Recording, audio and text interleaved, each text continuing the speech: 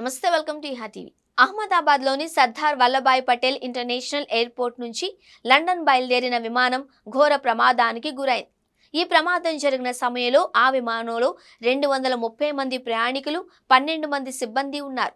ఈ సందర్భంగా స్పందించిన నిపుణులు గత 5 ఏళ్లలో భారత్లో జరిగిన భారీ విమాన ప్రమాదాలలో ఇది ఒకటి అని భావిస్తున్నారు.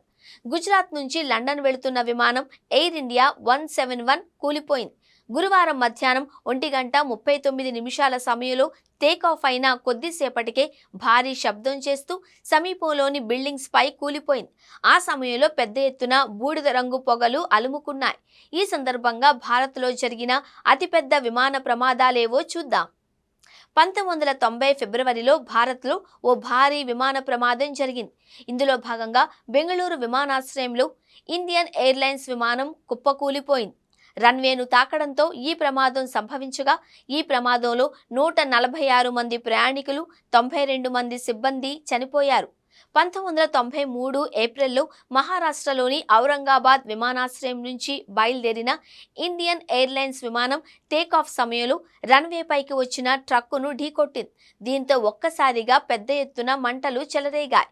ఈ ప్రమాదంలో 118 మంది ప్రయాణికులతో పాటు గ్రౌండ్ సిబ్బందితో కలిపి 55 మంది మరణించారు. 1996 నవంబర్లో సౌదీ అరేబియా ఎయిర్లైన్స్కు చెందిన విమానం, కజకిస్తాన్ ఎయిర్లైన్స్ విమానం హర్యానాలో ఢీకొన్నాయి.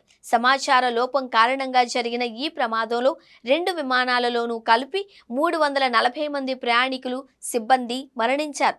అదనంగా నేలపై ఉన్న మరో 5గురు చనిపోయారు. 1998 జూలైలో అలయన్స్ ఎయిర్ ఫ్లైట్ బోయింగ్ విమానం బీహార్లోని పాట్నా విమానాశ్రయంలో ల్యాండింగ్ సమయంలో అదుపు తప్పింది. జనాలు ఉన్న ప్రాంతంలోకి దూసుకువెళ్లింది. ఈ ప్రమాదంలో 55 మంది ప్రయాణికులతో పాటు 5గురు స్థానికులు మరణించారు. 2010 మేలో దుబాయ్ నుంచి మంగళూరు ఇంటర్నేషనల్ ఎయిర్పోర్టుకు వచ్చిన ఎయిర్ ఇండియా ఎక్స్ప్రెస్ విమానం కుప్పకూలిపోయింది. సకాలంలో రన్వేపై ఆగలేక లోయలోకి దూసుకువెళ్లింది. దీంతో ఒక్కసారిగా పెద్ద ఎత్తున మంటలు చెలరేగడంతో విమానంలో ఉన్న 166లో 158 మంది మృతి చెందారు. 8 మంది మాత్రమే ప్రాణాలతో బయటపడ్డారు. 2020 ఆగస్టులో కరోనా సమయంలో విదేశాలలో చిక్కుపోయిన భారతీయులను స్వదేశానికి తీసుకొచ్చేందుకు చేపట్టిన ఆపరేషన్లో భాగంగా బోయింగ్ విమానం దుబాయ్ నుంచి కేరళకు బయలుదేరింది. ఆ సమయంలో భారీ వర్షం కారణంగా లోయలో పడిన విమానం 2గా చీలిపోయింది. ఈ ప్రమాదంలో 21 మంది మృతి చెందగా 100 మందికి పైగా గాయపడ్డారు.